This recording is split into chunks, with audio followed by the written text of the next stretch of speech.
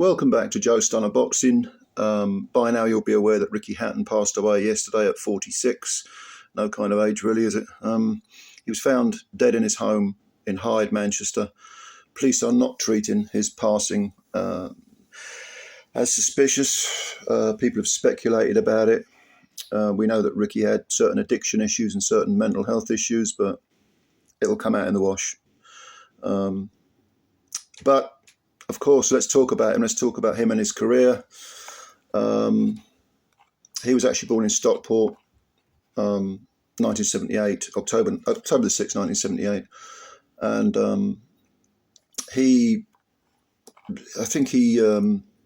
initially when he left school, he went to work at a family business. I think it was a carpet business that his family had. He loved boxing, obviously, from a young age. He was taken by his uncles, apparently, to see Nigel Benn versus Chris Eubank, the rematch, which was at the Manchester Arena. And, yeah, I mean, a big Manchester City fan, liked his football as well. He had a short amateur career, but he did win titles. He was quite highly thought of. He turned pro in 1997. September 1997, so virtually 28 years ago to the day. And immediately, he's very young guy turning pro. He started racking up the wins. He was promoted by Frank Warren, promoted very well by Frank Warren. His first title was the Central Area super lightweight title, which he won on the second round stoppage from an undefeated fighter called Tommy Peacock. And they kept promoting him, giving him the usual, journeyman. So as he's learning the trade, still a young man, of course. He scored a good win over a guy called Bernard Paul, who I remember as being a decent fighter, pretty decent fighter. And that was in 1999. He won one of those WBO intercontinental things. But then he picked up further down the line, he defended that title, that trinket actually a couple of times. And then further down the line, he became well, first of all, he won the British title, first of all, in a fantastic fight with John Thaxton. It was a 12-round points decision win for Hatton. But he suffered an appalling cut, which, the fight could have been stopped. That was the British super lightweight title, which was vacant at the time. But he'd also... prior to that, he'd fought an Italian fighter, a very good Italian fighter called Giuseppe Lauri, who at the time only had one defeat in 20 wins. And Ricky stopped him in 5 rounds. So it looked like Ricky was really flying. And he'd had some decent wins over some, reasonably good imports that people hadn't heard of, but that were supposed to take him rounds. But he was knocking them all out in 3-4 rounds. And he was a very good body puncher, Ricky. Loved it to the body, big left hook to the body. But it was the Thaxton victory that really put him on the map, I think, in terms of the British public. There was already a big buzz about him. His fights were being shown on Sky. And he was being, as Frank Warren and Queensberry often do, he was being brought along very, very astutely. In terms of travel as well. He fought on the undercard of the Nassim Hamed-Kevin Kelly fight, that incredible barn burner in the late 90s. Multi-knockdowns, won by Hamed. Kelly, a very, very good fighter, previously only beaten once. But on the undercard was Ricky. He also fought, I think, on the undercard of one of the WBO cruiserweight title fights between Carl Thompson and Chris Eubank. That was in 98. And he was, voted Young Boxer of the Year by the Writers Club, British Boxing Writers Club. And he was flying. He was absolutely flying. And the quality of the opposition, the crafty, sensible quality of the opposition was maintained because he fought Tony Pep, a very, very good guy, I think based in Canada. And that was for the WBF title, which was very lightly regarded. That was in 2001. He won on a 4th round stoppage. Tony Pep was a very tall, thin, very good fighter, again, who was supposed to give Hatton rounds, and Hatton chopped him down in 4 rounds. Now, the WBU title was, like I say, very, very lightly thought of. There's actually been more than one organisation called the WBU, and Hatton won this belt. And I think, looking back, I thought this at the time actually, but looking back, I definitely think that Frank Warren was trying to do with the WBU what he did with the WBO in the first half of the 90s. And that was try and legitimise it by getting his fighters to fight consistently for the WBO so that it became an accepted belt. And he tried this with Hatton because Hatton made several defences of his WBU title. Again, decent men. I mean, he both domestic and internationally, he beat Jason Rowland in 4 rounds. Fourth round seems to have been popular in Ricky's career. He had quite a few fights that were fourth round stoppages and knockouts. He fought Freddie Pendleton, the battle-hardened veteran, very, very good fighter with one of the most unglamorous records you'll ever see. I think Pendleton ended up with about, roughly off the top of my head, 50 wins and 30 defeats or something. Definitely a journeyman who became an IBF lightweight world champ and was much, much better than his record suggested. But Hatton wiped him out in 2 rounds. That was at the MEN Arena in Manchester. He fought, and then he carried on defending this WBU title. And then he had a massive fight. It was a really big fight, again, at the MEN in Manchester against Eamon McGee, this very tough Northern Irish guy, Eamon McGee. And I remember McGee saying before the fight, what's a boy like him going to do to a man like me? It's in 2002. And in fact, McGee floored Hatton in the first round. Hatton was very, very aggressive, as he always was. McGee, I think it was a left hook. He countered with a left hook and put Hatton on his back. And it was a very legitimate, heavy knockdown. Hatton got up and was a bit shaky, but carried on. He didn't. He went on to win a convincing points victory. So finally, someone took him to 12. And I want to say that was the same week as Lennox Lewis's final fight. Or no, it was the Mike Tyson fight, wasn't it? Lennox Lewis. I'm sure there was some connection with the same week. Lennox Lewis had a fight the same week because I had a little double bet, Hatton to win on points and Lewis to win, and I won a few quid. Anyway, that's by the by. He then, went back to carried on with this WBU thing. Stephen Smith, he beat him. Joe Hutchinson was a decent fighter. Stopped him in 4 rounds. What else? Smith, by the way, Stephen Smith wasn't the Stephen Smith from the famous Smith boxing family. He was a guy who, like welterweight, same name. And he got disqualified in the 2nd round. I think Darky Smith, who was Stephen Smith's father, jumped into the ring and the fight got called off in the 2nd round. But one very good educational victory for Hatton was a 12-round points win over Vince Phillips in 2003. Vince Phillips, very, very good fighter, crafty veteran. Hatton beat him, won virtually every round. I can't remember if he floored him or not. I don't think he did. No, I don't think he did. And likewise, he had a couple of fights later, he had a fight against another tough guy called Ben Taki, African fighter. And again, these were for the WBF title. But people were saying, okay, well, you've conquered Britain, but you've got to do it on the world level. You've got to pick up one of these belts that is, people really recognise as being a world title. You're ready to fight for it. You're as good as you're going to get, sort of thing. And Hatton, he got a good win over Michael Stewart. It was 5th round stoppage. He was a decent fighter, American fighter. He also fought Ray Oliveira, who in his day was a very, very good fighter, very good lightweight. This again was at super lightweight.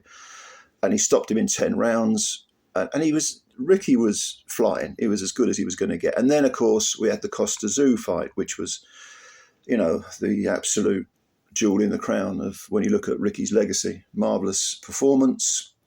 Tszyu was very, very highly thought of. Was probably a little bit past his best, but you wouldn't know it. He was still scoring excellent wins.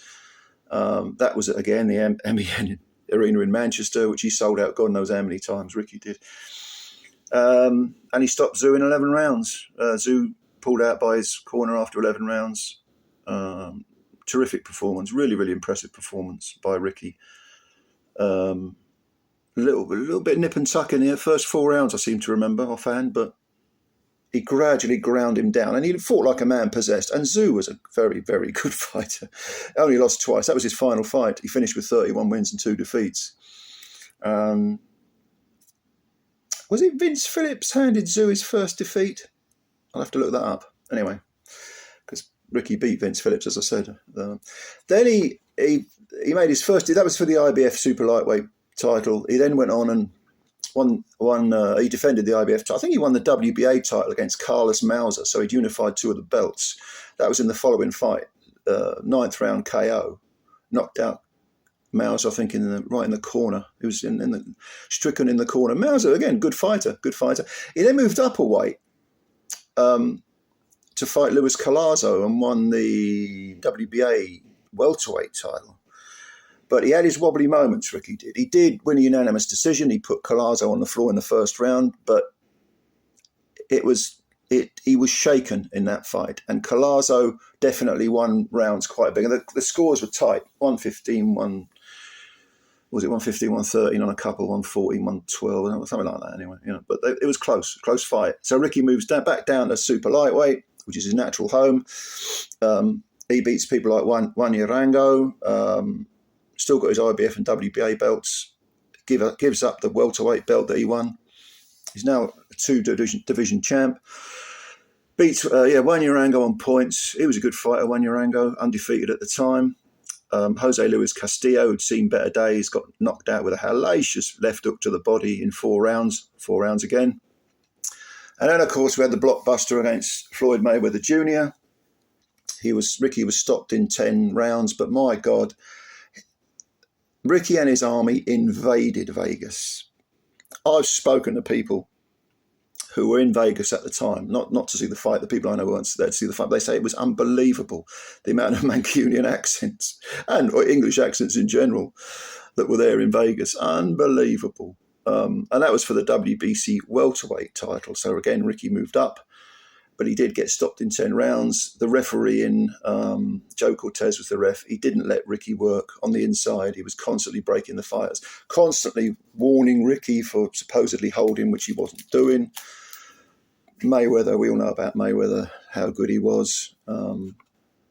And yeah, Ricky just couldn't get past the finishing post. But there's no shame in losing to Floyd Mayweather, of course not. And again, we saw an illustration of Ricky fighting literally anyone. He'll go up in weight. He ducked absolutely no one. People are going to say, well, he should have fought the Sheffield fighter, Junior Witter.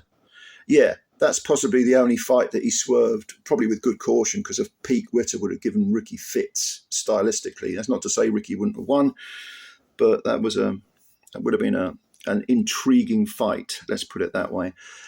He then licked his wounds after being knocked out by Mayweather. We're up to 2008 by now. He fought Juan Lezcano, won a 12-round decision. That was the City of Manchester Stadium. Big Manchester City fan, Ricky, so that's a little box ticked, wasn't it? But he didn't look particularly great against Lezcano. I think that was Lezcano's final fight as well. Lezcano was a good, tough pro, but not what you call a great fighter, but he was decent fighter, and he took Ricky the distance. Then Paulie Malignaggi took on Ricky. Malignaggi only had 1 defeat on his record at the time, which was to Miguel Cotto. And I think this is an underappreciated victory for Ricky, because Malignaggi still had a lot left. And this, by the way, was for the IBO title that Ricky won against Lezcano. And he actually stopped Malignaggi in 11 rounds. I know Malignaggi had Buddy McGirt in his corner, and they split afterwards. Malignaggi was not happy with Buddy McGirt's corner work, with his tactics, and has blamed or certainly passed some of the responsibility of the defeat to Buddy McGirt. He said that the Hatton fight was a very winnable fight for him, and he felt he'd underachieved, certainly by being stopped by Ricky in 11 rounds. Ricky was he was his usual relentless self, and Paulie was always a light hitter predominantly because of hand problems.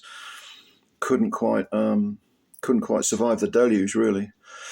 Then, after that, It was in 4 fights he took on another all-time great, Manny Pacquiao. And by this point, he'd split with Billy Nelson, who was his long-time trainer. He'd grown up with Billy Nelson in his corner. And Billy, there was some bad blood. I don't know what it was. I'm not going to go into it. But he was then trained. Ricky was supposedly trained by Floyd Mayweather Sr. to fight Pacquiao. And apparently the camp was in chaos. And Lee Beard was on board as a co-trainer. And there was friction between Lee Beard and Mayweather Sr.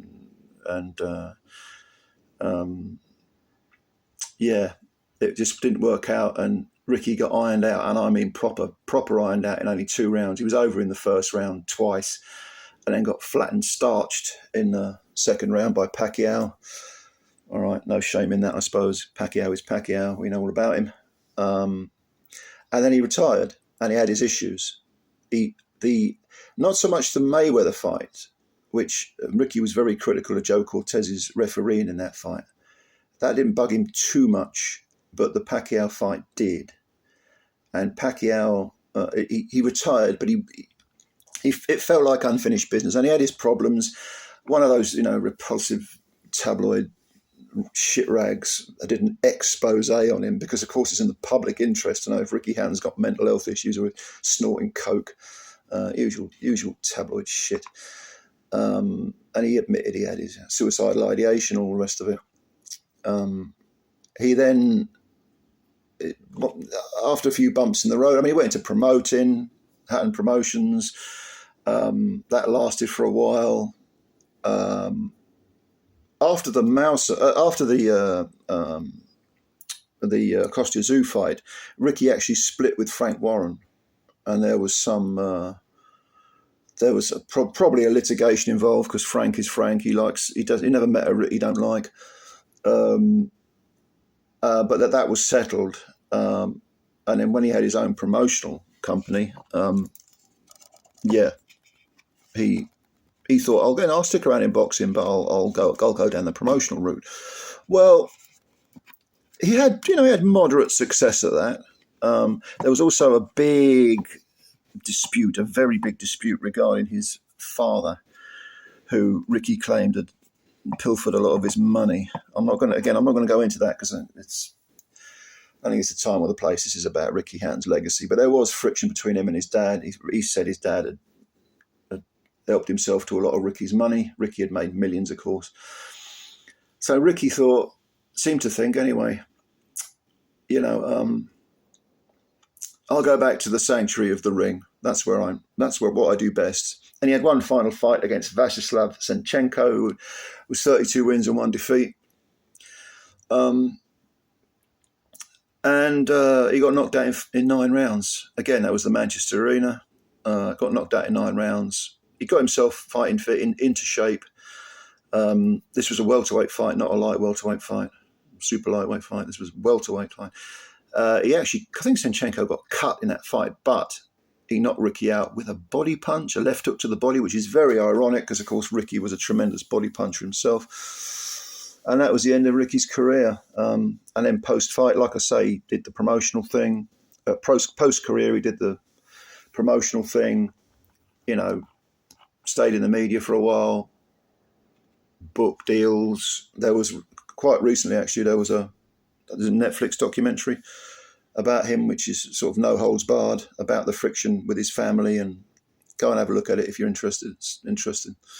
But he finished his career with 45 wins, 32 KOs, and 3 defeats, all stoppage defeats. No draws. A great career for a guy who, you could say overachieved. He would go up and down in weight, but very much, a man of the people, liked the pint, the drinking, maybe a little bit of the sniff, got the issue, got the problem, got problems with addiction, and again, I don't really want to go into that and the mental health problems and the suicidal ideation, but it was there, and it's covered in his documentary, and he talks about it in books. He's talked about it in interviews as well. So a sad, sad end to Ricky the Hitman Hatton, man of the people. I mean, loved by everyone. Most down to earth geezer you're going to meet. Seemed like a lovely fella. Never had the pleasure of meeting him, but never even saw him fight live. But did I?